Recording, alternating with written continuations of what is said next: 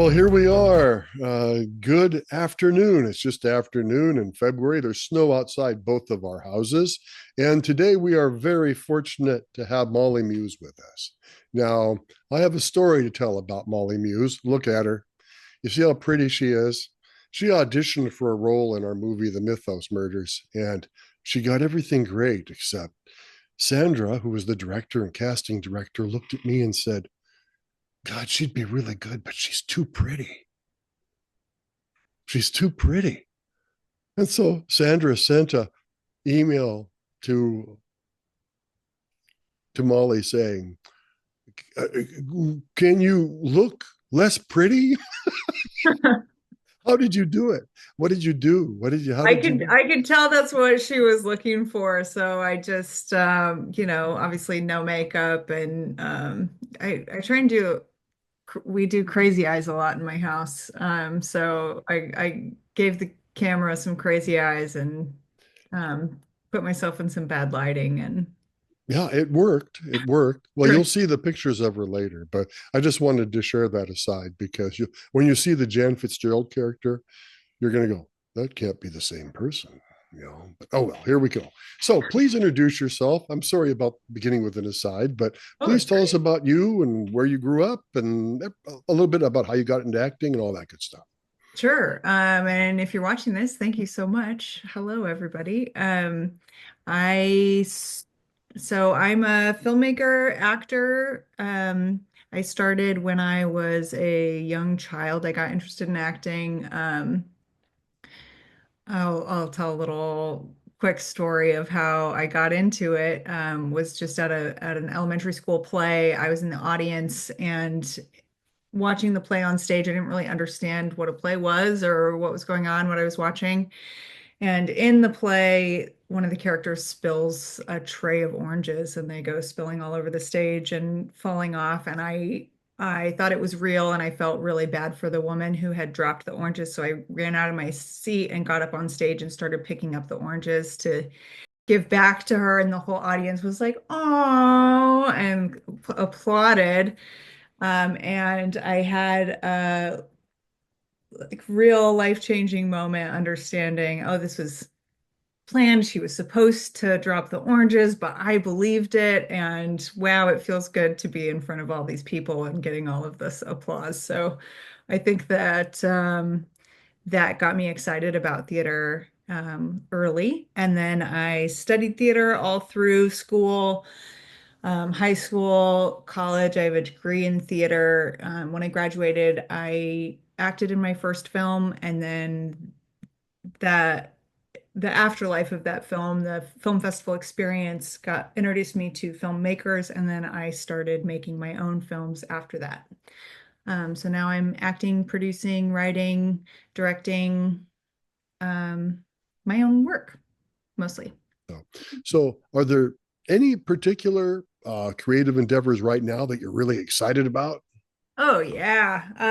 I think there's two projects that I particularly lit up about of my own. I guess I'm so happy that I have several projects that I'm really excited about, but I just got back from the Alps this summer.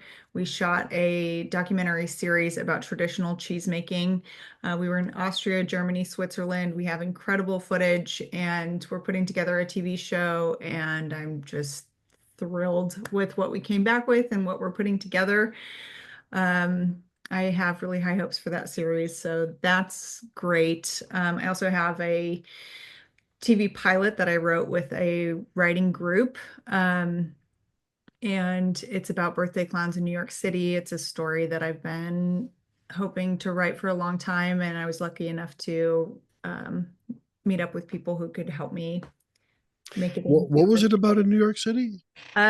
birthday clowns in New Oh, York City. clowns. Okay. Yeah, so Okay. it's based off of my personal experience when I lived in New York. I worked as a birthday clown for several years, and it was wild. So, uh, yeah, and I Okay. think it's a great setup for a workplace comedy. So we wrote a pilot about that, and I'm looking forward to hopefully getting that off the ground sometime in the next couple of years. Well, I think you're great to take your creative life and say, I'm going to go for this while I can, damn it. And it sounds like it's going real well. But, Yeah. you sent some pictures. Yeah. And these pictures are probably out of order, and I'm not worried about that. We can go from high school to this year back to college. It doesn't matter. So I'm just going to start in order. And there's one that says BON. So that's Birds of Neptune. Birds of Neptune is the first film that I acted in right out of college. It was directed by Stephen Richter. Mm-hmm. Feature film. We shot it in Portland, Oregon. Um, and that was quite an experience for me coming out of theater. Um, the pre-production and development process was very involved for me. I was working on this film for a year before we rolled any cameras, working with Stephen, who wrote the script, with his wife Flavia, who is a Brazilian poet. And we kind of made developed the my character. Her name's Mona, and she's kind of an amalgam of many women I have met in my life.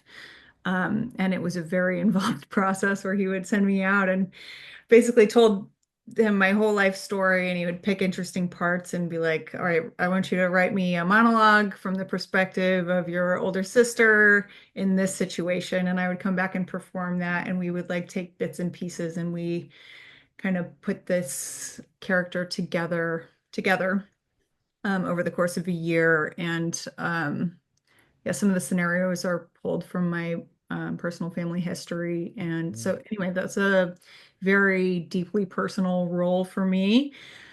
Um, again, the Wow, one is that? I mean, it's amazing that process is more involved than most processes are. How long was the film? Was it a short or a feature, or it was was a it? feature. Oh, no wonder. Okay. Well, for everybody, where is it available at?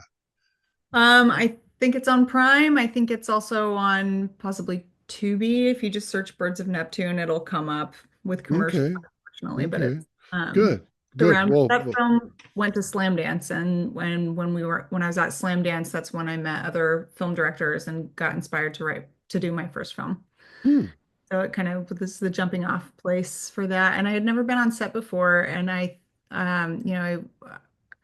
was really drawn to theater and feel like there's a special kind of magic with theater. And I found that there was a different kind of magic on a film set, and you have so much more control over what happens in that little rectangle. And I just couldn't believe how many people and all the equipment and everything that goes on behind the scenes and all this time we put into it. And like, it's just those few seconds that you capture that you get to use. And I love that it's there forever. I think that's a beautiful part about theater. It's like it's in the moment. You share the experience with just yourself and the people who are in the room with you at the time. And when it's gone forever, and it's a moment in time. I think that's really beautiful. Um, but I also like when you can keep those moments. And since I'm very ambitious with my career right now, I haven't been doing theater at all anymore for that reason, just wanting to get more traction out of the work that I do, and I need it to last. Hmm. Hmm. Well, I'm going to move on. Okay. And you have, in college, you have some pictures, and there's something about Disney here with these pictures. Oh, So, what was um, this? it's a play called The Pitchfork Disney, written by Philip Ridley. I was mostly acting in college, but then I did do some directing courses, and then I applied for a grant to direct this full-length play, which Hmm. I directed at Theater in Portland, Oregon, on Belmont, which no longer exists, sadly. Oh. I know, it's so sad. Hmm. It was a beautiful space. Anyway, that was So you incredible. directed this play. I directed that play, yeah. Oh, cool. How were the reviews, may I ask? Well, back then I didn't really understand how that works. You have to invite the press to your play. So I didn't invite much, but the feedback that I got was overwhelmingly positive. Hmm. And Great. I'm really incredibly proud of that production. I think that the actors were incredible. We really put in some good detailed work, and I thought that it flowed really well. It had great rhythm. It was disturbing and beautiful at times. Yeah, I'll never forget it. I think that was a really important piece for me. You really are all around acting, directing, producing, doing all these things. You also send a picture from something called Ghost Town. Ghost Town, yeah, Ghost Town is my second short film.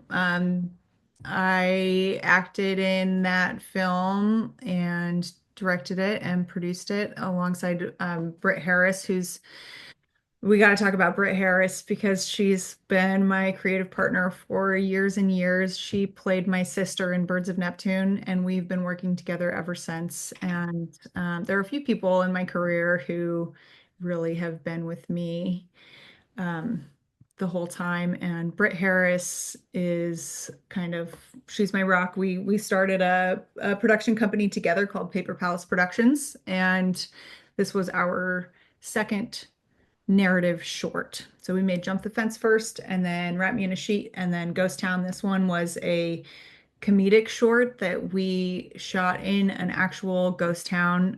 Bodie State Historic Park is America's largest ghost town, and we got to visit the park um, when we were on festival tour with Birds of Neptune, and it was very memorable experience. And then we wrote the short for that place, and it was very difficult to get a film permit to actually shoot on the grounds. But since we were such a small film crew, it was just me, Britt, and Ian Stout. Um, we were able to get that permit Is after. that the three of you who are sitting next to the car? Yes. Yeah. So Ian Stout is, I mean, where would I be without Ian Stout? I don't know. He's kind of a one-man band, production company, DP. And he has been collecting all the equipment that a person could need to shoot a film. So chronologically here, we made shot Birds of Neptune. Amazing. We went to Slam Dance. At Slam Dance, we met incredible filmmakers from around the world. And at that time, Britt and I were both just actors. We were actors. And acting can be a frustrating career path because you have absolutely no control over your career.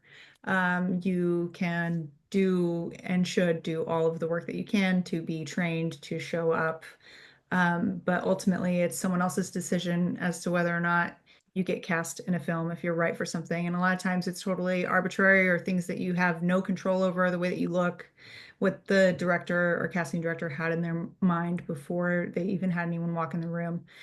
So, anyway, we saw this as an opportunity to take our career into our own hands by forming these relationships with these up and coming directors who could possibly cast us in future projects. And we ended up setting up some of these projects, and they happened to be international.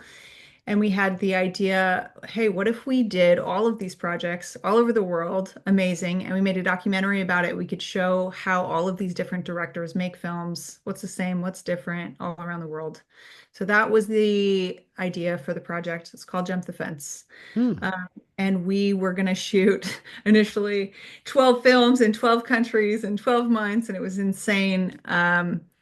But what we did shoot was a pilot episode in Brazil. We went and worked with Ale Paciolini, and he shot a film called Raíces, and Britt and I both acted in that, and I directed the documentary standalone feature film that was meant to be a pilot episode for Jump the Fence.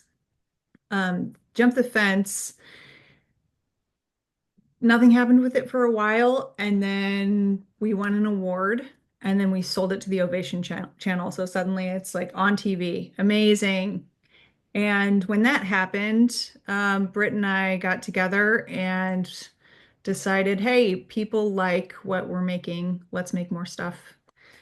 So we set up more Jump the Fence episodes that are ready to go if anybody wants to fund Jump the Fence. Um, but we decided to also make short films. So our first short film was Wrap Me in a Sheet. It's a family trauma drama about two sisters who travel to the Washington coast to carry out the wishes of their mother. Um, and it's very emotional, kind of freaky, artsy film. Um, and it's done very well on the festival circuit. Um, we've won several awards with that, and we're very proud of that work. After that, we wanted to do something a little bit lighter, so we shot Ghost Town, and we're very proud of that as well. It's also winning awards. We just won Best Score. Kevin O'Connor did this original score for both short films, and Birds of Neptune. And he's very talented and did incredible work for that. Mm, wow. So you've done so much stuff, and then did we talk about the Wojcik yet? Yeah. Wojciech. Wojciech it's a German play, and in college, man, I had such an incredible time in my theater What program. college was it? College, I went to Portland State University. Mm. And there's a year-long acting sequence there with Devin Allen. She's incredible. And I took it twice because I really wanted to internalize. Yeah, it was so helpful both for acting and directing because you're doing scene study and you're acting both in contemporary work and historical work and Shakespeare and all of that. You're doing the scene study, but then you're also giving notes to your class, and you have the same people all year, so you really get to know each other. And I wanted to really internalize a lot of the lessons that she had. Um, so I took it twice, and I'm really glad that I did that. And a lot of the same people who were in the theater department ended up working together outside of theater. So I had a couple of friends, um, Mark Hayes and Ben Roberts. They co-directed a new adaptation of Wojciech. And it was a really long rehearsal process. And I think it's because they're both really into experimental movement. So we had a ton of like rehearsals that felt like we weren't doing anything, where we were like being animals on the floor and like getting from one end of the room to the other in this like weird mass and rolling all around. And it all felt very useless. And then it started to gel together, and they came up with this concept where it was basically set in a traveling circus. So they partnered with a local band who wrote all original music that was performed by the cast on stage during the play. We used like all this talcum powder. Everybody was covered in baby powder, and we all looked like dusty on the road circus performers. And it's one of the best things I've ever done. It was really, really strong work. Music was incredible. Movement was just very dynamic, really interesting piece. And the writing itself is, of course, fantastic. So I'm still really proud of that. And I wish, just like I was saying before, I wish I could relive it. I wish it was captured, but had to be there. Oh shoot, it's like what they say about some of Laurence Olivier's plays. Mm, They say that his shouts still echo beneath the stage for those who can yeah, hear them. yeah. Yeah, it's well, hey, well, let's move on to what you mentioned once before, and that's that going to New York to be a clown and other things. Could you talk about New York a bit? Yeah, I moved to New York right after we shot Birds of Neptune, and I went there to make it as an actor, as one does when you're young and spry.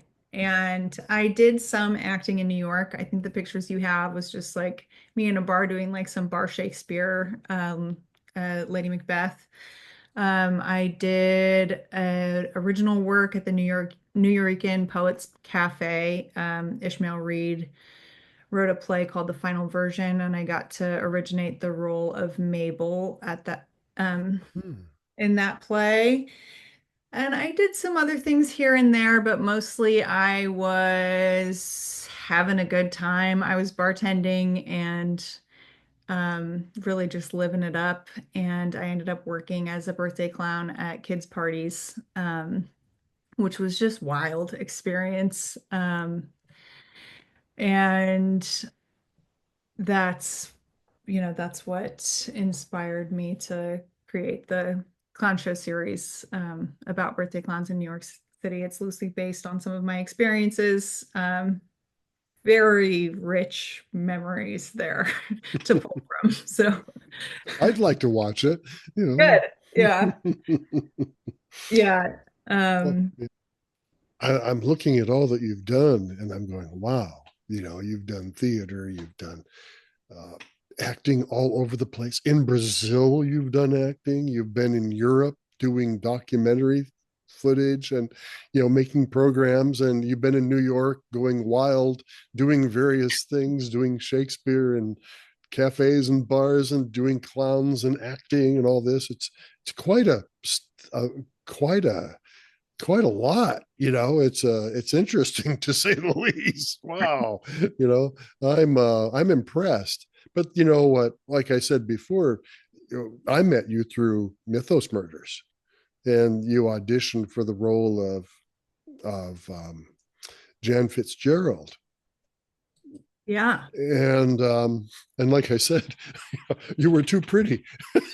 So we had to see what you looked like when you weren't so damn pretty you know Well, I appreciate you all looking past that. And Jan Fitzgerald I just loved that role. It was so fun. I I really enjoyed developing the character. Um, I have very strong memories of working on those scenes on myself. I was like taking hikes and working on the dialogue, and it was summer. It was just like a really beautiful time for me. And man, playing the bad guy, I love it. That's all I ever want now. Bad guy in a horror film. If I can invite more of that into my life, I think that was like so satisfying, so fun. The special effects are so fun. We had that little fight scene, which I really enjoyed rehearsing and shooting, and I can't wait to see what it looks like. I love the script, and I had an just uh such a pleasant experience on set for that film. I felt like the team was really a well-oiled machine. Everything was running so smoothly. People were kind and friendly and welcoming. Everyone was doing really solid work, and I think that this film is going to be really great. I can't wait to see it. well, it's getting closer, but Great. it's getting closer. And you and I shared something. You and I were the two chanters in the film. Oh yeah. Yeah, that was Yeah, fun. yeah, Uh, yeah. we we huddled in a very hot closet. You, me, Sandra, and the sound man. Yeah. Our friend, the sound man. He. Oh my gosh. Yeah, and doing that. I don't know if they're even going to use that, but if they Oh, do, really? again, it depends on the person who does the soundtrack, yeah, if they want to use it or not. Yeah. But they're definitely using your chant, and my chant is in there, but we're in separate scenes. So, well, Bonnie talked about you and talked about how much fun that was working with you on those scenes and doing all that. She Oh, said it was Bonnie, really, what yeah. a pro. She was just lovely. Lovely to work with. And you she's so know talented. she was in almost every scene. I know. you I know know. and that was really something, because she had to deal with a wide variety of actors in that. Watch her interview and look at the end, how many people she worked with. Your picture is there with her, but there's all these other people. It's like, wow, she worked with all these people just in this one film, and she worked well with all of them. like you said, a very, very good job on her part. Yeah, she's very talented and kind. She's got a heart of gold. I love her. I think she's just wonderful. So, what was it like working with Sandra as a director? Sandra was great. She was really clear. She knew exactly what she wanted. She communicated it very clearly. She knows how to work with actors. She knows how to talk to actors. She gave us the space to rehearse, but she didn't over rehearse us. And she was decisive. And I loved watching her on set, and I plan to emulate her more and more as I try and get better at what I'm doing. And I'm definitely going to take some of those lessons with me. I loved watching her work. I thought that she has a really great eye. She respected the crew and their talents as well.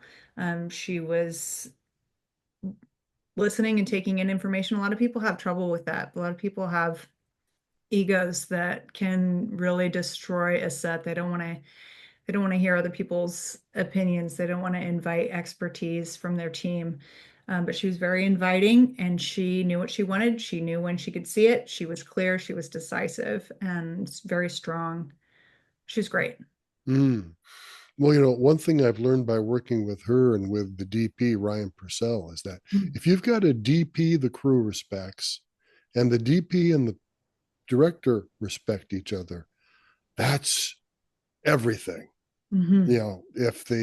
If the director has the respect of the actors, the crew has it respects the DP, and the DP and the director work well together too and respect each other.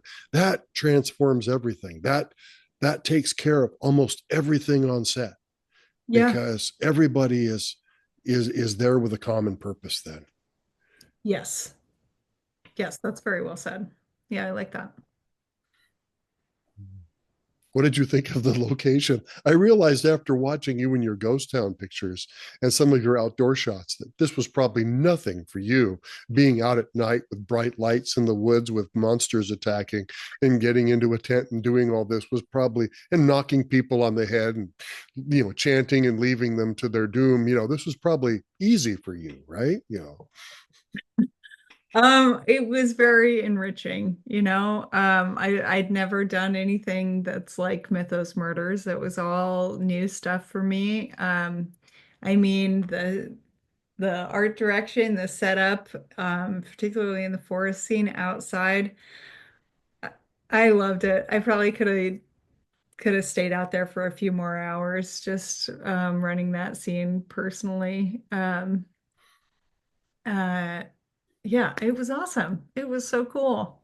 I thought it was very, very professional. I think that it's really gonna be a dynamite film. So moving away from the outside scenes, what did you think of the indoor scenes when you were first getting to know this person asking you questions and then later on you find out the truth? That surprised me. Sandra's house surprised me because her house is just lovely. And when I first visited her house to rehearse, I was like, how are they gonna make this into Jan's house? Like, I don't, you know, just my imagination wasn't giving me any help. So I was really impressed with how they altered her space to bring in a little darkness and mystery and a little the creep factor in there. And then the M5 building, likewise, I mean, it feels like a business office situation. And then we hit those lights and it really turned into something else. So I thought it was so cool. Really creative. I have to give the DP Ryan Purcell a lot of credit. He came up with the idea of you looking out the window, with Mm. your eye against the eye hole, looking at her, and she's walking So up. cool. Oh, it turned out real well. That's one of my favorite scenes that I've seen so far is you coming to the door after getting the phone call and the lights in your eye and she doesn't quite see what's coming for her, right? And I just got off the phone. Awesome. Yeah, I really love that shot. Ryan was also just great to work with. Obviously really experienced, knew what he was going for, also really decisive, and just calm. Mm, Mm. mm. And that's, Yeah, and our sound man, Brian, is just such a really good guy. He's a big guy, but he kind of stays out of the way and he just does his job. But if you get to know him, he's a pretty wild guy. He rides motorcycles and really? he sleeps most nights outside, especially in the summertime. He's really quite a character. And yet, when he's just doing the sound, he just does his job and keeps out of the way, but he's real helpful. And I thought everybody was just so cool, you know. Yeah, I think so too. Yeah, he was very calm and focused. That's surprising. I didn't get to know him in that level. I didn't, for all the work I got to do on this film, I was only there for 3 days. So, um, isn't that crazy? That's hard to believe because I think of you in all those different locations. I Yeah, well, mean, you were at I the got to go to M5. all the locations, which was really cool. I love that. Particularly Yelm. Never been to Yelm before. But I loved driving down there and seeing a new place. And I think there's such a great energy when a film crew's out on location, and it feels like camp, you know? Hmm. Yeah. I think. Well, I want to thank you for being here. And I'm wondering, is there anything else you'd like to say about anything? You, or by the way, at the end of Philip Keeman's thing, there's a really good thing about auditions for actors. He went Hmm. on about auditions for 3 or 4 minutes, and near the end of his interview, it's an interesting thing. And it gave both of our perspectives, mine from having been on the other side, because in our film, Sandra makes the final decision, but other people weigh in on it too. Mhm. And but Philip's gone through auditions a lot of different kinds, and he had a lot of good perspectives. And what I'd like your opinion about this: never be scared of an audition because every casting director wants you to nail it, because once you've nailed it, their job's over. They're done. They finished. They're okay. They can say thumbs up. I'm finished here. She's the one. Cool. They're always Yeah. hoping that this person is the one. And I mentioned that Matt Damon had said he always thought they were against him. No, they weren't. He realized they wanted him to max out and get it. Yeah. Right. Yeah. So have you experienced that to where have you ever felt, oh, I gotta go audition again, and then ended up getting it, or vice versa or something? Auditions. Um, I'm trying to improve my relationship with auditions. I really actually like the new situation where we're all doing tapes at home because I can I can do it until it feels good. And I think that I still get nervous, but when you go in person, I had to do an in-person audition not too long ago, and I just did terribly. And I'm just out of practice walking into a room with a bunch of people who, yes, that they want you to succeed, but you're still on the spot.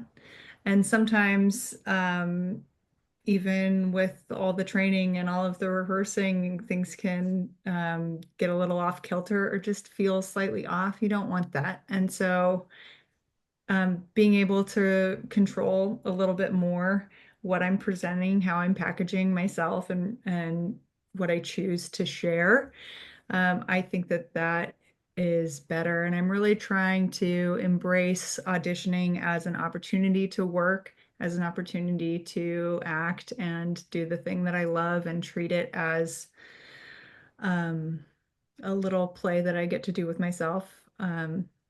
But it's they're disruptive. They're disruptive to my life. Every time I get an audition come in from my agent, I see my agent's name come in my inbox, and it makes me sigh deeply just because I'm very busy, and it's a lot of the turnaround times are 48 hours, or and it's you got to drop everything, you got to memorize this, you got to kick everybody out of the house, you got to set up your stuff and go. So I'm very fortunate to have a pretty steady stream of auditions coming in, and I'm really trying to enjoy the experience as much as possible.